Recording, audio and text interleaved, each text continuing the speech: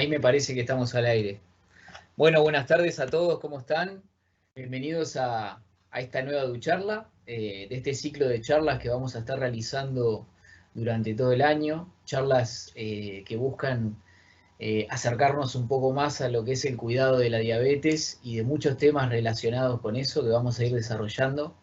Y hoy tenemos el agrado de invitarlos a todos ustedes, tanto a las personas que están acá en Montevideo, como a las personas que están en el interior y el exterior también, que sabemos que nos escuchan, a una charla muy importante que va a tratar sobre las emociones en esta pandemia, que no es un tema menor. No es un tema menor. La Organización Mundial de la Salud ha ya sacado varios reportes con respecto al impacto que está teniendo esta pandemia que estamos atravesando en la salud mental. Más y más de nosotros estamos haciendo grandes cambios en nuestras rutinas diarias para adaptarnos a esta nueva realidad o nueva normalidad, como también se le dice. Y hoy justamente vamos a hablar de cómo estas nuevas realidades, como por ejemplo trabajar desde casa, el desempleo temporal, la educación en el hogar de los niños, la falta de contacto físico que por ahí que solíamos tener y ahora no, con miembros de la familia, con amigos, con colegas, cómo todo esto nos repercute, nos afecta emocionalmente y por sobre todo un tema que a nosotros particularmente nos importa muchísimo, que es cómo este impacto emocional nos repercute en la diabetes. Estos cambios que toman un tiempo acostumbrarse además, cómo nos repercuten en el cuidado de la diabetes, en todos nosotros, en las personas y en las familias también. Y justamente por eso hoy vamos a estar acompañados, tenemos el agrado de compartir esta charla con una profesional de la materia, la psicóloga que muchos conocen, Iris Melone, que ella después va a hacer su presentación más formalmente. Yo la conozco porque es compañera de ADU ya de varios años, y bueno, tenemos mucho para aprovecharla a Iris con su mirada profesional en estos aspectos que nos preocupan muchísimo hoy en día. Y también vamos a estar acompañados por supuesto, de Clarisa Solari, la otra educadora de ADU, para también hacer un intercambio con la profesional, con Iris, que va a estar a cargo de esta charla, y poder también tener un acercamiento con ella a través de algunas preguntas o dudas que tengan. Por eso les pedimos a todos los que nos están escuchando que a medida que se vaya dando la charla, si tienen alguna duda o consulta, nos escriban a través de la plataforma por la cual estamos transmitiendo ahora, que es Microsoft Teams, que de paso agradecemos a Microsoft por la herramienta, o a través de la herramienta de Facebook Live. En este momento estamos transmitiendo por Facebook Live también, y tenemos un portal de preguntas que pueden escribir todo lo que a ustedes se les ocurra y las vamos a ir contestando a medida que vaya transcurriendo la charla. Pero bueno, no nos aburro más con todas estas cuestiones logísticas y ya le damos el paso a la psicóloga Iris Melone, que ahí la veo a través de la pantalla, que nos está mirando atentamente. Iris, buenas tardes. Hola, buenas tardes a todos. Bueno, con esa linda presentación que me hizo Bruno, compañero de trabajo, como todos los compañeros que están detrás de la pantalla colaborando para que esta nueva tecnología la podamos desarrollar los técnicos, que tenemos un poquito más de edad y tratamos de aprender esta herramienta para llegar a todos ustedes y que sea un trabajo de calidad.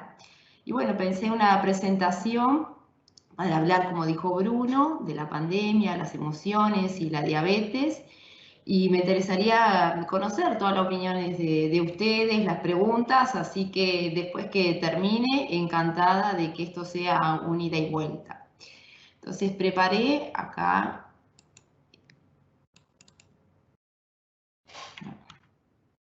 Bueno, el nombre de la presentación, la pandemia, ¿qué se siente?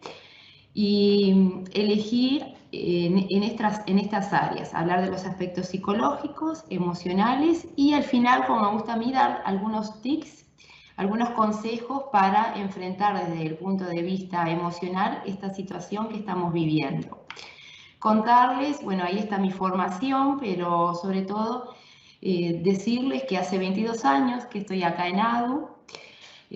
trabajando como psicóloga, también en otros momentos trabajé en grupos de educación, entonces para mí es un placer estar acá conversando y con esta nueva herramienta. ¿Quién iba a decir hace 22 años estar con de esta forma de comunicación?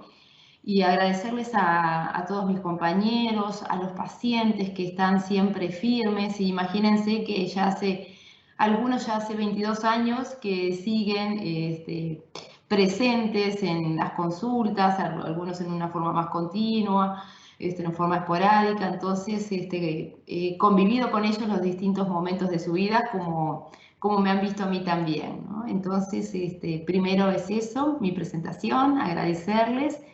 Y paso a compartir desde qué lugar lo pensé, ¿no? Hemos escuchado distintas palabras en estos momentos, epidemia, pandemia, y siempre es bueno saber dónde estamos parados, ¿no? De poder tener claro las palabras y las definiciones. Entonces vemos que epidemia es una enfermedad que se propaga durante algún tiempo por un país, o un malo daño que se expande de forma intensa o indiscriminada. Pero estamos frente a una pandemia que ahí vemos que es una enfermedad epidémica que se extiende a muchos países o que ataca a casi todos los individuos de una localidad o región. Y acá diríamos que no hay país que prácticamente no haya tenido esta pandemia del coronavirus. Y entonces, en esta pandemia de este 2020, vieron cómo fue cambiando y ahí fue declarada a partir de marzo en pandemia. ¿Qué pasó a nivel emocional? Acá van a ver letras muy pequeñas y lo que yo quería decirles, no se preocupen tanto en leerlas, sino que se queden con las imágenes y con el concepto de la B corta. Esta B corta nos pasa en situaciones de crisis y en grandes cambios. Esa B corta, ¿qué significa? Estamos en nuestra vida cotidiana con nuestros hábitos y de un momento a otro tenemos un cimbronazo. Entonces, en ese cimbronazo, ¿qué nos pasó? Entonces, todas estas emociones que ustedes, y que en mi caso también, entonces que también yo les iba a decir que me toca hablar en un momento donde también estoy viviendo y sintiendo lo mismo que todos ustedes. Entonces, es una situación peculiar para todos los psicólogos que estamos trabajando en forma muy intensa, todo el área de la salud mental, psicólogos y psiquiatras. Porque ustedes podrán venir a la consulta para hablar de alguna situación particular, de separación o frente al gran cambio como fue el diagnóstico de la diabetes, pero nosotros podemos o no haber vivido una situación similar. Pero acá no cabe duda que toda esta B corta también la viví, la sigo viviendo igual que ustedes, ¿no? Entonces, en esta preocupación excesiva inicial en el comienzo de la B corta, que empezó la incertidumbre, la ansiedad, las compras excesivas, ¿no? Ahí está el hombrecito con el carrito del supermercado. El temor a perder el trabajo, pero es un temor real. ¿Cuántas personas han ido al seguro de paro? En el trabajo independiente no tener trabajo, o los trabajadores informales, ¿no? Sentir que esto es un caos. Después, en esto que dice caer y levantarse anímicamente, esto que nos transmiten de quedarnos en casa, y buscar de cada uno según las características, según la fe, algunos rezaron, la espiritualidad, y ahí empezar a salir, ¿no? Empezar a levantar, ¿no? Que son los recursos de afrontamiento, a ver qué hago con todo esto que sentí, de alguna manera tengo que enfrentarlo. Entonces, esto que nos pasó a todos, buscar tareas en el hogar, empezar a manejar los pensamientos negativos, hacer ejercicios de meditación, de yoga, y en esta subida, que ahora vamos a seguir conversando, un poco más detallado, ¿no? Entonces, volviendo a esto, para ir como que el paso a paso, ¿no? En esa gran crisis que fue ese sacudón, y muchas veces vemos el concepto de crisis como con una connotación agresiva, y vemos que crisis es un gran cambio, y en el transcurso de nuestras vidas hemos tenido grandes cambios, ¿no? Entonces, en esos grandes cambios donde tenemos que empezar a tomar decisiones. Y vemos qué significa, desde el punto de vista etimológico, es separación, decisión, resolución. Entonces, la idea de esta charla es describir, hacer un diagnóstico de situación a nivel emocional y después darles herramientas para que puedan decidir y tomar resoluciones lo más adecuada posible. Entonces, siguiendo con esta B corta, bueno, la idea es que buscar herramientas para la subida, para remontar. Y que eso van a estar en la segunda parte de la charla de los recursos, como les decía, de afrontamiento, recursos de personalidad propios y recursos externos para poder salir adelante. Entonces, ¿qué empezamos a hacer con este gran cambio, con este sacudón? Empezamos a ver, bueno, si nos tenemos que quedar en casa, vemos qué hacemos en casa, cosas que habitualmente no hacíamos, empezar a sobreponerse a las noticias. El manejo de los pensamientos negativos está muy interesante, que los pensamientos negativos vienen sin que uno los busque, vienen en forma abrupta. Entonces, después que lo podemos nombrar, todas las cosas que pensamos en forma negativa, nosotros mismos podemos empezar a regularlo y decir, bueno, ya pensé todo esto, bueno, ahora me calmo y voy a empezar a tener pensamientos de esperanza. Palabras de esperanza del estilo, bueno, esto va a pasar, esto es en este momento, va a surgir lo mejor de nosotros, de las personas, o sea, decirnos todos estos términos que de alguna manera nuestro cerebro, nuestras emociones nos escuchan y van calmando la ansiedad y la gran preocupación inicial. Sí, hablando de la OMS, sobre las emociones, en este momento la OMS recomendó 2 técnicas terapéuticas adecuadas para esta situación de crisis. Uno es el mindfulness y la otra es el MDR. Entonces, los invito a que busquen, se informen, se capaciten y usen estos recursos para enfrentar a nivel emocional esta situación de crisis que estamos viviendo todos. Entonces, ahí hay algunos ejemplos. Busco relajarme con ejercicio físico, respiración profunda, yoga, y ahí es donde yo les incorporo el mindfulness. Necesitamos el contacto, el afecto de nuestros seres queridos. No podemos abrazarnos, besarnos, pero podemos transmitir el cariño, el amor a través de las palabras y de las llamadas y poder transmitir cuánto nos queremos.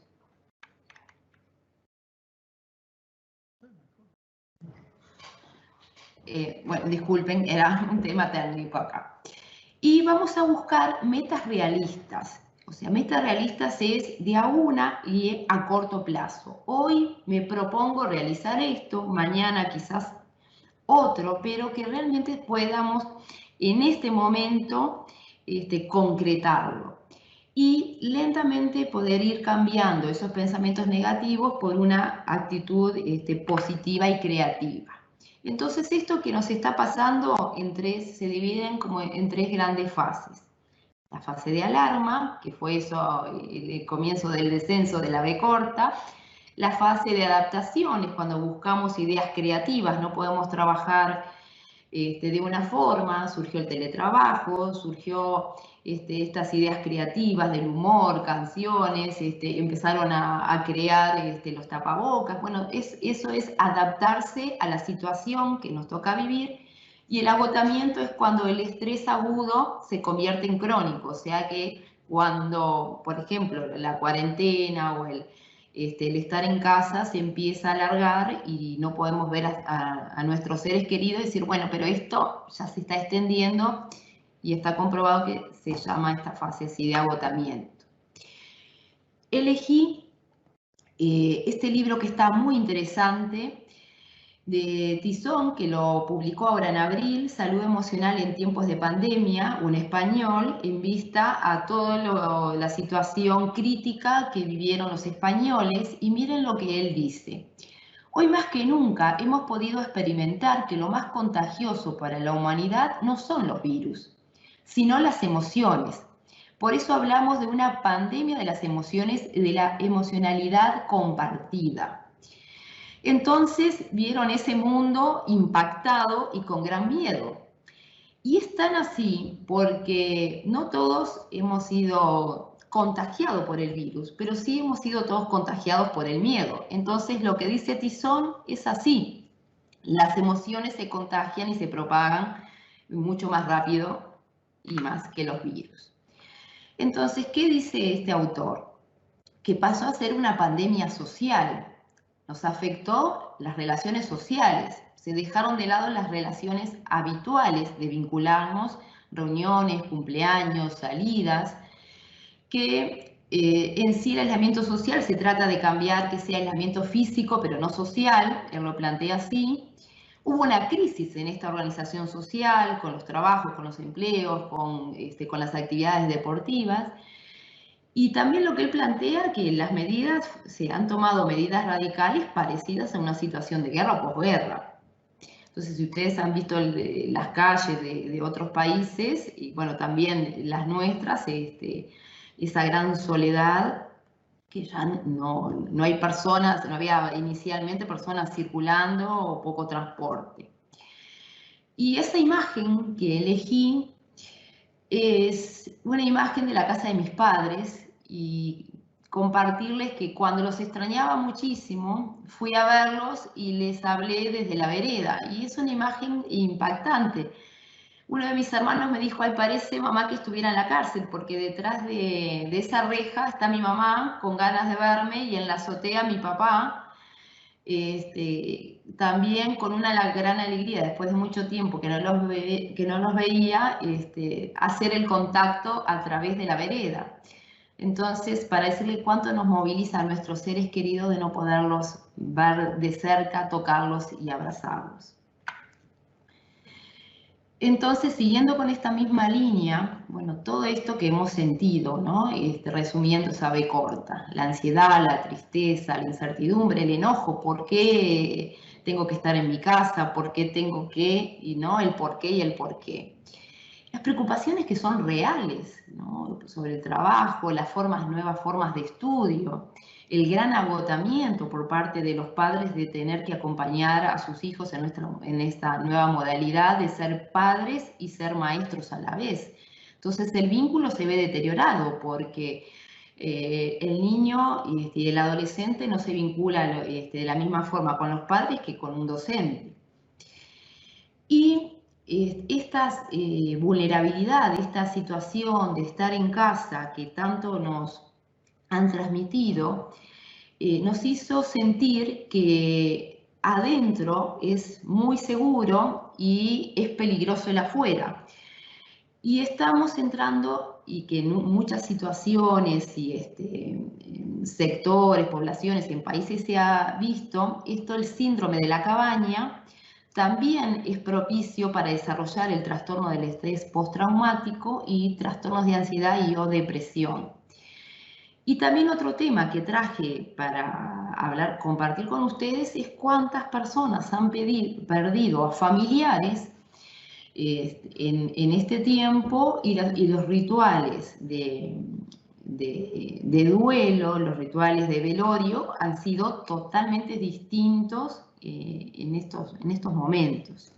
Entonces ahora quería desarrollar y compartir un poquito con ustedes estas situaciones, ¿no?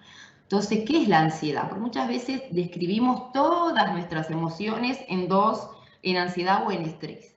Que yo muchas veces le digo a las personas, vamos a buscar más palabras para lo que sentimos. No todo es ansiedad, no todo es estrés.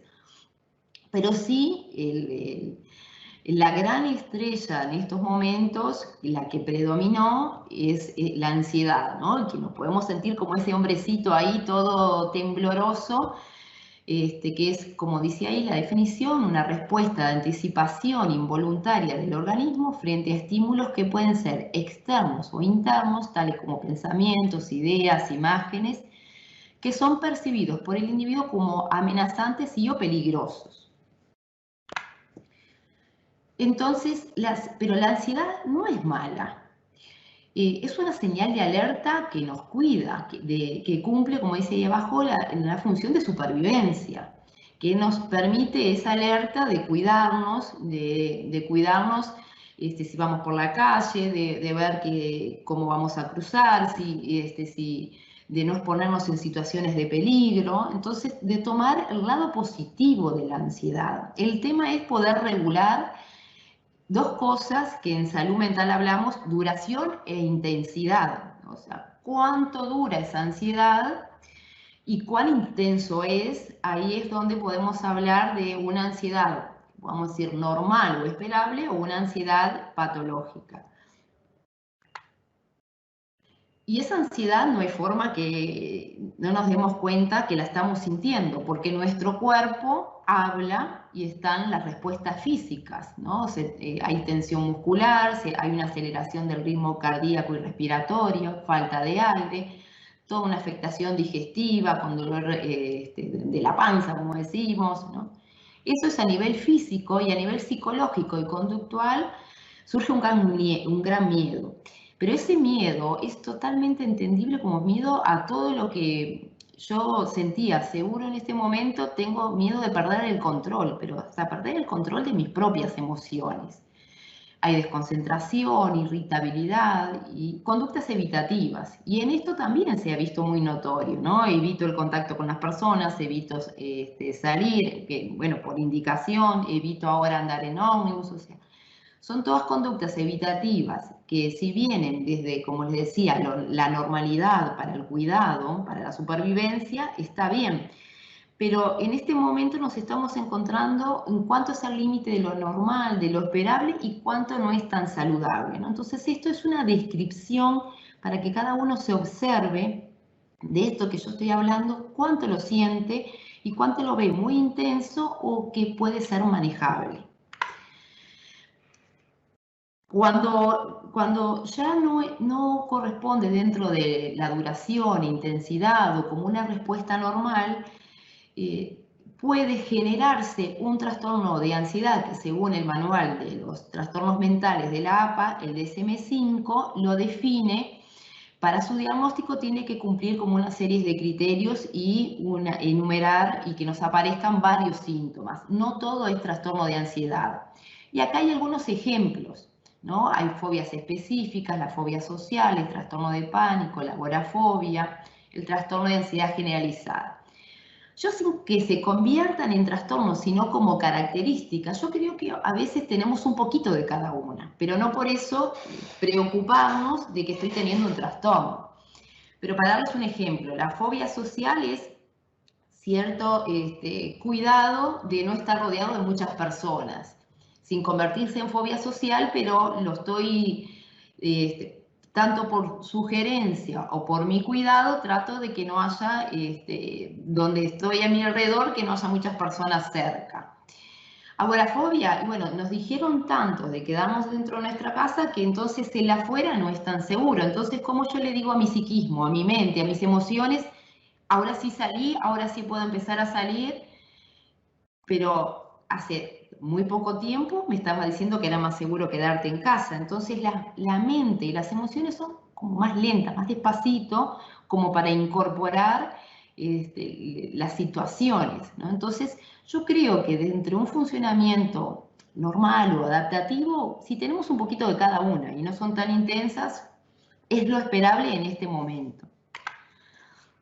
El síndrome de la cabaña, me pareció interesante traerlo. No está como catalogado dentro de los trastornos en ningún manual, pero sí descrito como algo frecuente que ocurre, y empezó a diagnosticarse en Estados Unidos y en Canadá, sobre todo en las praderas, cuando por las situaciones climáticas tenían que estar mucho tiempo encerrado en su casa. Y al estar mucho tiempo, no solo en su casa, ¿qué es lo que pasa? Me cambia el estado de ánimo, mi mente, mis emociones, y después me cuesta hablar con alguien, intercambiar, y ese alguien puede ser percibido como peligroso, de no confiar. Entonces, prefiero, aunque aún pudiendo salir de mi casa, prefiero quedarme porque es donde tengo la seguridad. Entonces, ¿vieron cuánto de esto un poquito, sin que se convierta en síndrome, quizás lo estemos pasando todos nosotros? Entonces vamos por la calle y si hay alguien que no tiene tapabocas o ir en ómnibus, que lo que toco, el pasamanos, el asiento, todo me parece como si estuviera el virus persiguiéndome para agarrarme y contagiarme, ¿no? Y esto que yo les decía, voy, salgo afuera y a todos los miro un poquito como con desconfianza. Y en este síndrome, un poquito de cada cosa, si lo tenemos, de no preocuparnos, y a veces un poquito paranoia, un poquito de, ay, no, si tengo esta tos o si tengo este resfrío, ¿no? Estar como chequeando continuamente mi cuerpo si no tengo algunos de los síntomas que me dicen que son propios del coronavirus. Y bueno, también puede ocurrir que los niños más pequeños que esto de un día para otro empezaron a ver las caras todas tapadas, ¿qué es esto, no? Después se empiezan a acostumbrar, pero inicialmente, ¿qué es esto, no? El estrés postraumático también es normal y esperable, ¿no? Porque fue un cimbronazo a partir del 13 de marzo y este gran cambio, este cimbronazo, genera una situación de estrés.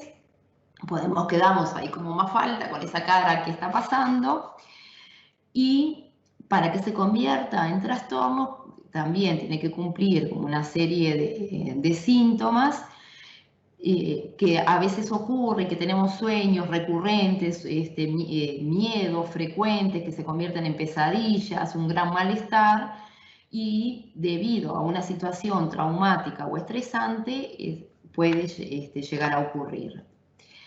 Esto era otro de lo que hablaba Tizón del contagio de las emociones. Entonces, mal llamada histeria de masas es cuánto las emociones son contagiosas y que no hay forma de que no nos contagien de las 5 o 6 emociones básicas, ¿no? Porque es una inmediatez en la respuesta, tanto en la mente como en las emociones, que producen como un agente de contagio. Y hay explicaciones de por qué nos contagian. Si tenemos a alguien enfrente continuamente muy nervioso, diciendo se viene lo peor, por más que yo tenga la actitud positiva, por las neuronas espejo, es difícil que yo no salga tensionado o quede con miedo por más actitud que yo tenga, porque mis neuronas espejo ya están descifrando esa cara y esas palabras y la transforman en esa emoción que tengo enfrente. Ahí un poco para describirlas, que estas emociones se contagian en forma inmediata. Si tengo a alguien enfrente con miedo, con tristeza, con enojo, con alegría, con disgusto, con asombro, mi respuesta es inmediata. Entonces, ¿vieron cuánto tenemos que tener en cuenta? No es para que, todas estas son normales, universales, ninguno de nosotros podemos quedar libre de ellas. Por eso no sirve cuando alguien está con miedo decirle no tengas miedo, o no estés triste, o no estés enojado, o no estés alegre, demasiado alegre, porque son contagiosas. Entonces este es el motivo de mi mensaje, que como se contagian las que pueden aumentar y potenciar el miedo real, que también podamos contagiar la esperanza y empezar a usar más palabras de esto vamos a salir, estamos haciendo lo posible entre todos para enfrentarlo, empezar a usar otras frases. Y mi sugerencia es, eviten decir que se viene lo peor, que ahora como se viene el otoño, se viene el invierno, se viene junio, se viene julio, quizás sí, quizás no. Hoy estamos nuevamente, como yo ayer decía, era 25 de mayo, ayer en la charla, decir, bueno, hoy es martes 26 de mayo, no estamos en lo peor, no sabemos, pero si no tenemos certeza que se va a venir a lo peor, no demos como una predicción de que, y con total seguridad de lo que va a venir, ¿no? Entonces vamos a dar certeza de lo que sabemos en este aquí y ahora, con lo que dicen los organismos de referencia científicos, eso es lo que podemos decir, pero no anunciemos desgracias posibles, porque eso es contagioso. Si yo lo digo, el que me tiene enfrente por las neuronas espejo lo toma, lo descifra y queda tensionado, queda angustiado, cuando de repente estaba en un momento de calma. Acá está la explicación, que son innatas, se transmiten por herencia genética, son básicas, universales, reconocibles a primera vista, tienen repercusiones físicas y generalmente ante las mismas circunstancias en todas las personas. Entonces, vieron que todos nosotros las vamos a sentir. Y acá viene la segunda parte, le hice como un diagnóstico de situación de este tiempo y vamos a ver algunos caminos para un afrontamiento eficaz. Parte de esto yo se lo fui diciendo, ¿no? Evitar los pensamientos fatalistas. Las frases terrible, horrible, insoportable, cambiarlas por frases, palabras más saludables, como usar, bueno, esto es un momento desfavorable, inconveniente, incómodo, y ahí Mafalda nos enseña pensamientos más esperanzadores de cambiar el no lo haré, el no puedo hacerlo, en el quiero hacerlo, cómo puedo hacerlo, trataré de hacerlo, lo puedo hacer, lo haré, y contento celebrar lo que uno ha hecho. Estrategias conductuales. Bueno, esto fue sobre todo a nivel inicial, ¿no? Las compras excesivas, evitar leer todo lo que llega al celular, que eso también lo hemos hablado en otras charlas. Entonces, tengo el poder de elegir qué abro, qué no abro, también el evitar reenviar. Sí reenvíen cosas divertidas, como les digo, envíen todo lo que es humor, canciones, chistes, eso sí, porque como es contagioso lo bueno, la sonrisa y el buen humor va a ser contagioso. Este punto es difícil, no chequearse de más el cuerpo, porque se vio que estamos muy atentos, esto que yo le decía a nivel hipocondríaco, bueno, me duele la cabeza, tendré fiebre, tendré temperatura, en otro lugar de trabajo, o sea, he visto personas que de repente se certificaron suponiendo cuántos falsos casos positivos han habido de COVID-19, suponiendo que eran, pero por ese gran temor dando por sentado que eran todos los síntomas, ¿no? Entonces, ese punto de encontrar algo intermedio, ¿no? De sí observarse, sí consultar frente a los síntomas, pero que no sea excesivo, es un poco difícil ese límite, pero bueno, es una sugerencia. Elegir un momento del día para estar informado, no escuchen el informativo de la mañana, del mediodía, de la tarde, de la noche. Y elegir una hora del día para las preocupaciones. Esto lo decía un colega peruano en una charla que participé, y él lo decía con mucho humor, decía, pónganse un horario, como si fuera oficinas de preocupaciones, y él decía, de 19:30 son los problemas, ¿no? Los problemas de la casa, de la economía, qué pasa con la situación actual, bueno, pero esa media hora, después de esa media hora, ya dejé de lado y elijo dejar de lado las preocupaciones. Estrategias emocionales. Esto es lo que los psicólogos insistimos mucho. Tenemos que observarnos, nombrar lo que sentimos sin criticarlos. Si siento miedo, siento enojo, siento un gran decepción, frustración, o sea, lo que siento está bien, es válido porque así lo estoy registrando. Pero después tengo que ver cómo regularlo. Bueno, si esto es muy intenso, ¿qué puedo hacer para regularlo? Y acá están las técnicas de meditación, de respiración, un ejercicio, si me gusta pintar, si me gusta escribir, o sea, el baile, lo terapéutico que es el baile. Y en esto que yo les decía, hay muchas incertidumbres. ¿Cómo va a ser este año? ¿Hasta cuándo? Bueno, si eso no lo sé, hago un chequeo de lo que sí sé. Bueno, en aquí ahora, ¿qué tengo? Tengo luz, agua, tengo seguridad, tengo confort, tengo celular, tengo wifi, tengo mi familia que puedo llamar, a mis amigos. No son las mismas certezas frente a mis preguntas de las incertidumbres, pero tengo que equilibrar las emociones. Entonces, las emociones y el pensamiento están escuchando que algunas cosas sí tengo. Entonces dije, bueno, voy a parar un poquito el temor porque estoy escuchando cosas positivas que tengo. Y transformar lo nuevo, el impacto en creación. Las ideas creativas realmente muestran la capacidad del ser humano de salir adelante frente a situaciones tan difíciles. Y eso es lo que les hablaba inicialmente de la resiliencia, que es la capacidad que cada uno de nosotros tenemos frente a situaciones tan difíciles de salir adelante. Y acá me quiero detener en las personas con diabetes, que yo les digo, tienen anticuerpos emocionales. ¿Por qué? Porque ya han tenido el cimbronazo del diagnóstico, que ya pasaron por una B corta, de tener su vida con sus hábitos y de un día para otro, sobre todo en la diabetes tipo 1, ese gran cimbronazo de algo. Miren qué parecido esto, algo que no esperaban, algo nuevo, un gran cambio, un gran impacto que les generó ansiedad, angustia y enojo, como el diagnóstico de la diabetes, sobre todo tipo 1, por ese gran impacto.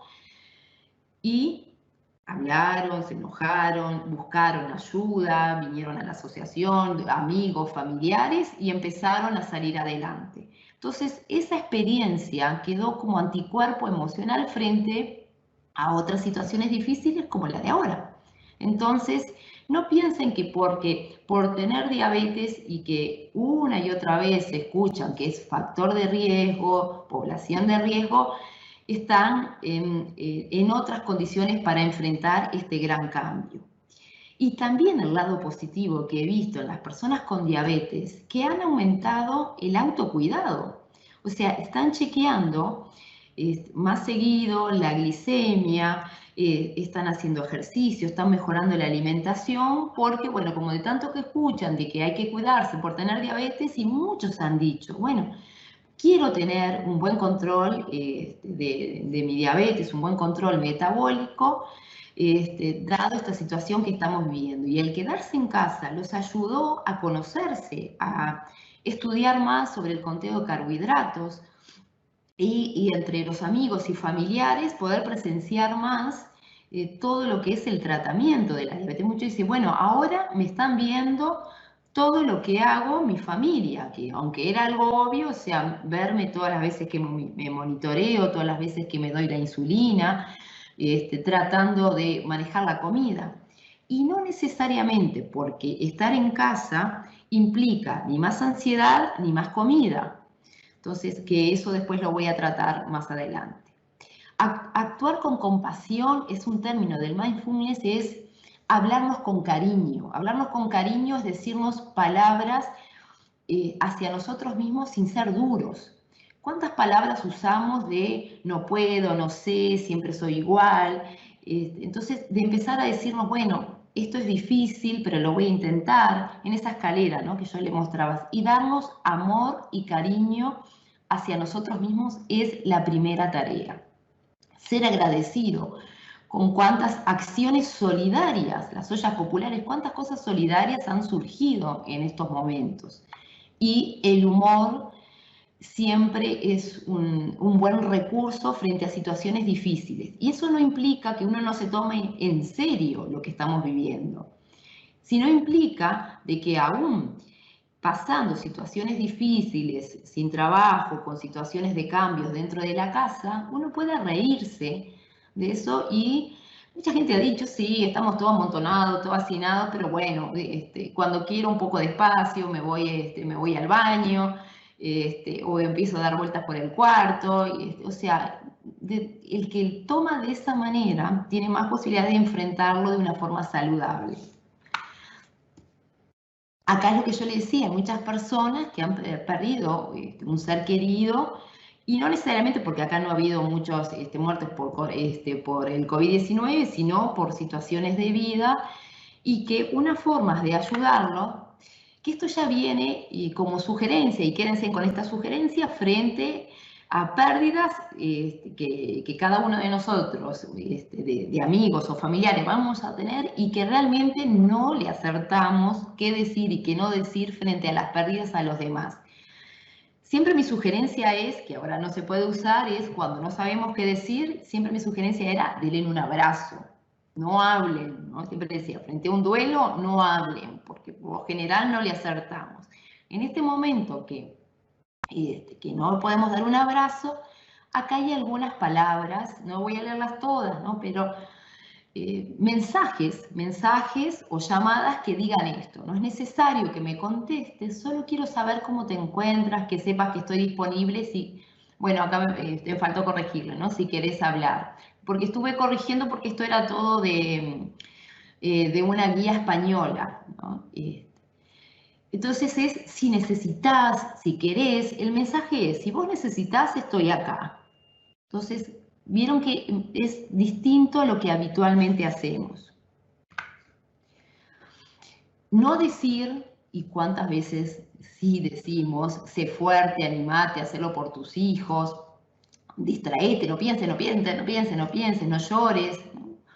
Yo digo, ¿cuándo va a llorar si no llora frente a una pérdida? ¿No? Es la ley de la vida, como cosita, bueno, ya está, ya está. Bueno, no lo hagan. Y le pido disculpas porque no corregí lo que no está bien escrito. Siguiendo con las sugerencias. Frente a esta nueva normalidad, como decía Bruno, ¿no? Surgen diferentes respuestas. Algunos quieren salir corriendo de la casa, como esos niños, sí, vamos a jugar, aire libre, ¿no? Y otros que hay que salir y la casa con esa cadenita los detiene, ¿no? Entonces, la ambivalencia del que sí y el que no es normal. Es una respuesta normal la ambivalencia, sentir deseos de salir y a su vez temor. Un poco para que puedan convivir con la ambivalencia y es totalmente entendible que nos pase eso. Todo esto, ¿no? Miedo al afuera, al trabajo, al estudio, al transporte, al contacto con los posibles transmisores del virus. El haber estado solo en el aislamiento sanitario puede generar más vulnerabilidad, o sea, las personas que ya vivían solos, ¿no?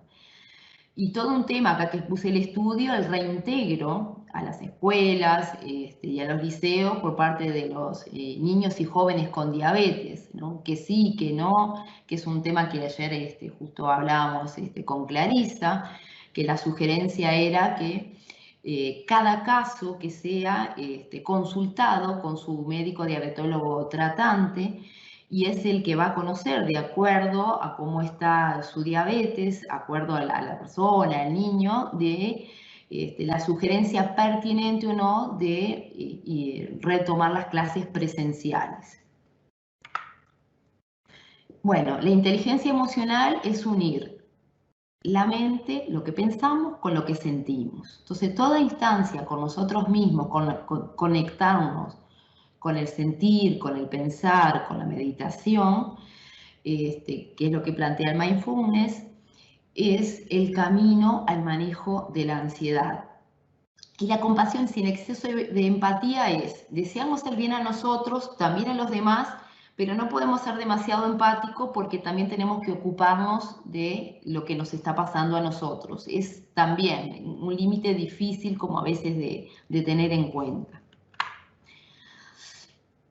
Si tengo pensamientos negativos demasiado exagerados, ¿no? O sea, esto es lo peor, no vamos a salir, poderlos detener amablemente, decir, bueno, vamos a parar un poquito, ¿no? Vamos a, nosotros mismos tengamos como un pequeño rezongo. A veces el abrazo es así, nos calma, como diciendo, bueno, ya está. Por este ratito vamos a parar un poquito estos pensamientos. Y en ese momento me empiezo a fabricar emociones, pensamientos positivos, decir, bueno, vamos a salir, vamos a tener esperanza, bueno, voy a llamar a una amiga, reírme un poco, contarle una anécdota. Entonces, en esto, ¿qué quiero decirles? Un rol activo. Las emociones y los pensamientos también son nuestra responsabilidad y los puedo buscar en forma activa y saber qué es lo que me hace bien. Pensar de manera lógica, realista y práctica, eso es un gran desafío. Hablar, esto que yo les decía, hablarse a uno mismo con optimismo, buscar soluciones a los problemas. Sirve que escribir, los psicólogos insistimos mucho en el escribir, porque cuando uno escribe, todas las ideas que están un poco desordenadas dentro de nosotros, al escribirlos se empiezan a ordenar. Entonces, hacer un listado, problemas y posibles soluciones. Agarrar una hoja, 2 columnas, problemas y soluciones. Y escriben posibles soluciones. Lluvia de ideas. Bueno, ahora qué voy a hacer, qué voy a pagar, qué cuenta no voy a pagar, en qué voy a gastar, en qué voy a usar el tiempo. Siempre buscar alternativas. Hablar, pedir ayuda. Acá estamos en la Asociación de Diabéticos y ven que es un exceso de angustia, de ansiedad, que no lo pueden manejar. Acá estamos nosotros, mis compañeros, todos los otros técnicos que estamos para escucharlos y apoyarlos. No duden de pedir ayuda porque en estos momentos todos necesitamos de los otros.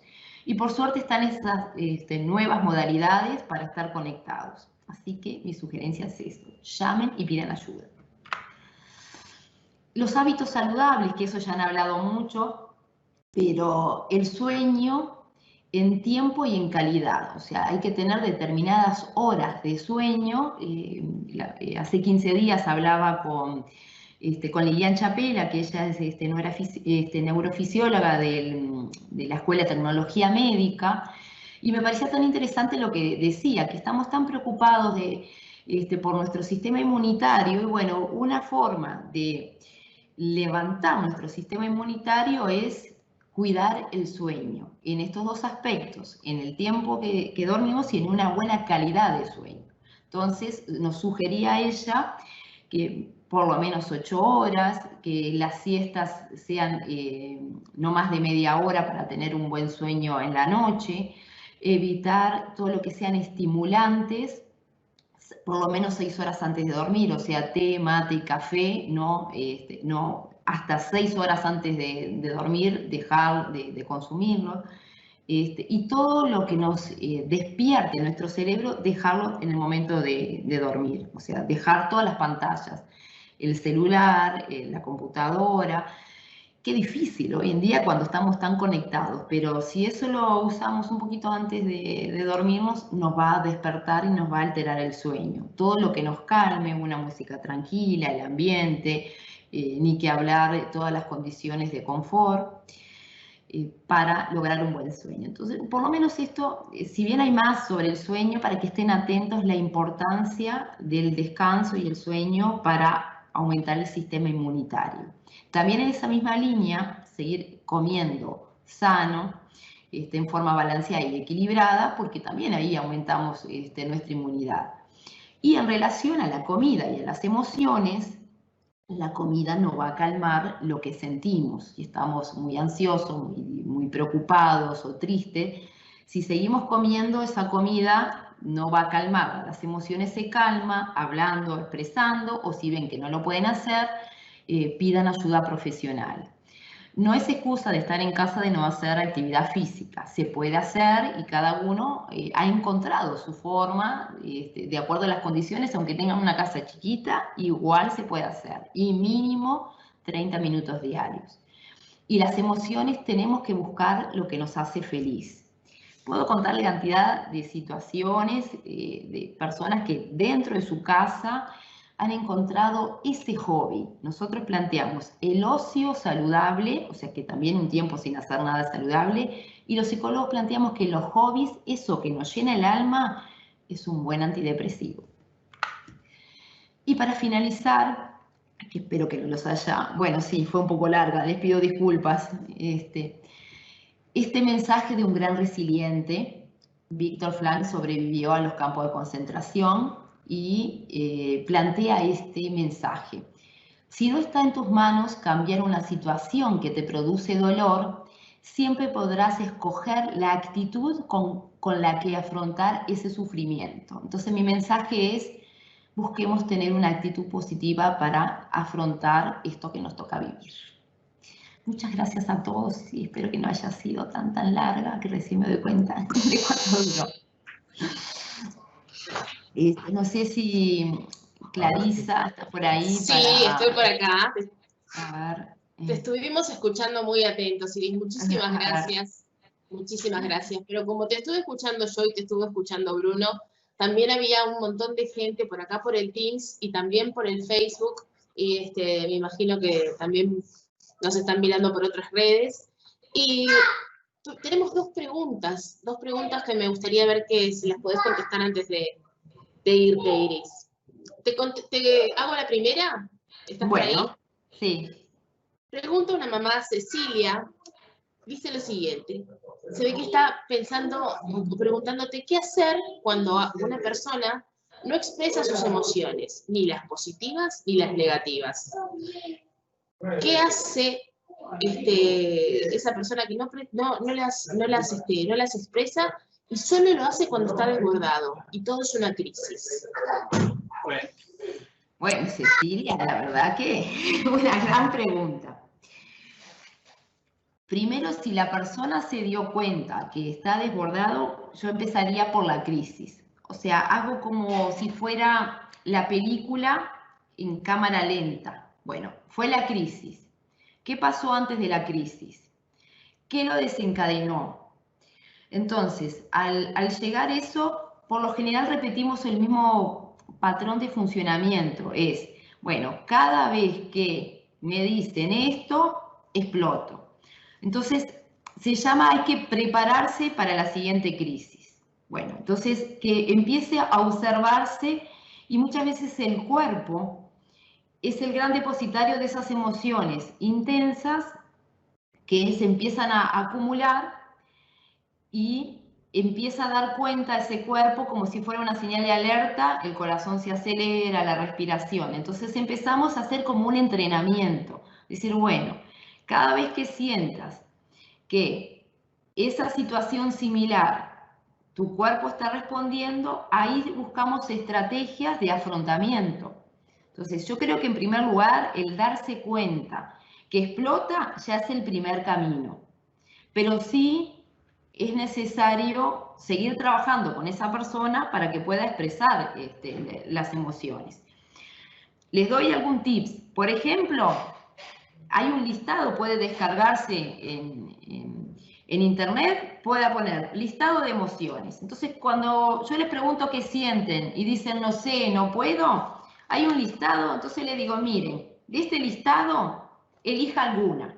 Si no elige ninguna, bueno, de 0 a 10, ¿cuál alegre, cuál preocupado estás? Es un empezar como a usar un vocabulario para las emociones. Entonces, concluyendo es, está bueno que se dio cuenta que explota, que pueda mirar la película de la crisis para empezar a conocerse, observa el cuerpo o busque en internet las emociones y empiece a mirarla, ¿no? A leerla y a familiarizarse con las palabras de las emociones. No sé si quedó muy claro. Clarisa, ¿no tenés? Ahora sí. Bárbaro, Iris, te agradezco muchísimo. ¿Te hago la última? Sí. Bueno, dice así, mi duda es actualmente, ¿los diabéticos ya podemos salir a la calle a trabajar? Porque por lo que estoy escuchando, esto es como un apoyo para salir, ¿esto es correcto? La indicación de salir es para todas las personas. Las personas con diabetes, si tienen algunas complicaciones, es de que de repente no está todavía indicado que salgan, pero siempre tiene que preguntarle, o sea, no son medidas generales. La diabetes es individual. Cuando uno dice, bueno, todas las personas con diabetes pueden salir o todas las personas con diabetes pueden ir a la escuela o al liceo, no es así. Entonces, lo que nosotros queremos insistir es la individualidad, que cada caso sea consultado con su médico tratante. No sé si por ahí, si ustedes piensan lo mismo, Clarisa y Bruno, a ver. Ahí se escucha. ¿Me escuchas, Iris? ¿Sí? Sí, sí.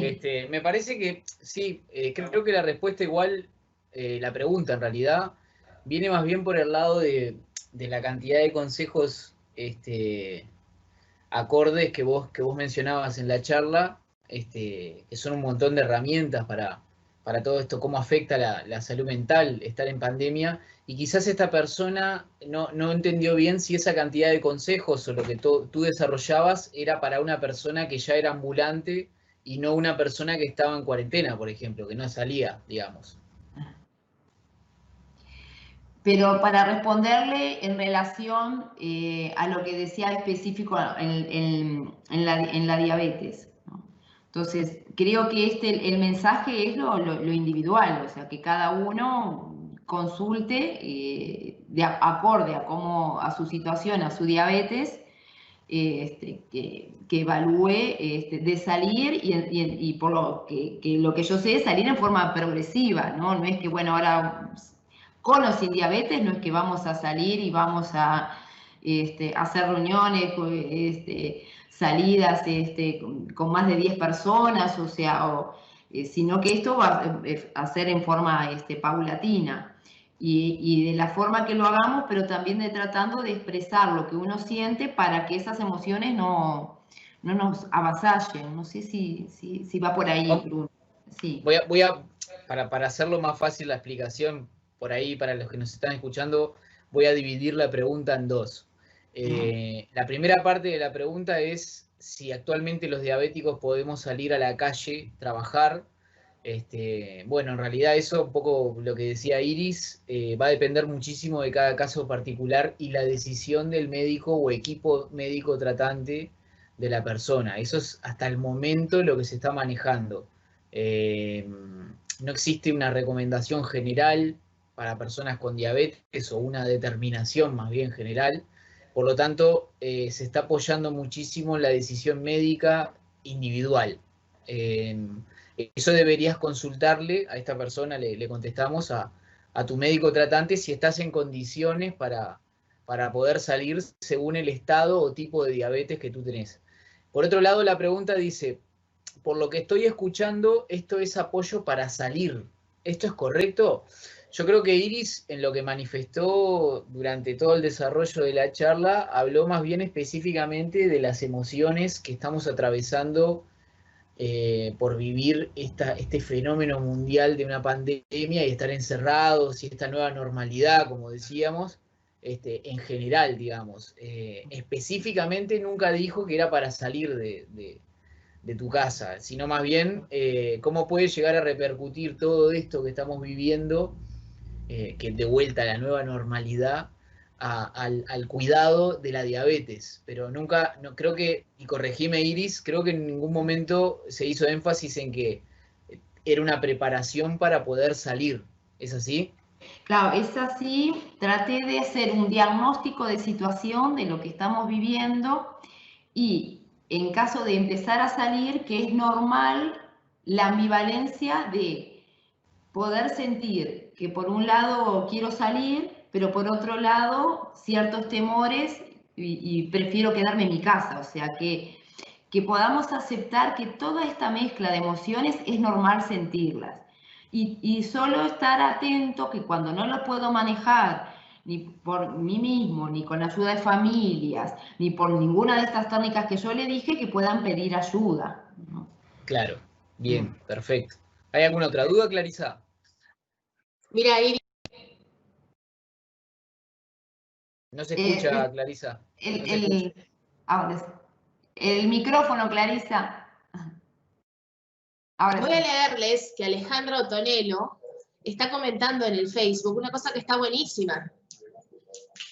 Qué buena pregunta esa, dice. Ya había comenzado a trabajar nuevamente y, por ejemplo, mi diabetóloga me recomendó que me quedara en casa porque mis controles no se encuentran estables. Así que me quedo en casa tratando de cuidarme y lograr un buen control para poder salir cuando sea el momento. Ahí está el ejemplo. Y creo que qué bueno su observación, que el quedarse para conocerse y estar bien, ¿no? Entonces, y qué bueno que lo toma así. Entonces, ahí está el ejemplo de que hay que observar cada situación, cada caso y estar atento a las recomendaciones del médico tratante, que es el que lo conoce, además de cada uno que se conozca, ¿no? Pero eso me encantó, ese comentario, porque va por esa línea de lo que nosotros tratamos de transmitir. No sé bueno, si Iris, muchísimas gracias. Nos están siguiendo, la gente está muy interesada. Te agradecemos mucho. Los invitamos a todos los que nos escucharon hasta ahora a vernos el próximo martes, que vamos a estar hablando de la diabetes tipo 1 con Bruno. Los esperamos, muchas gracias por todo. Hasta la próxima. Hasta la próxima. Y les doy besos así como hago siempre. Abrazos, desen abrazo a ustedes y besos.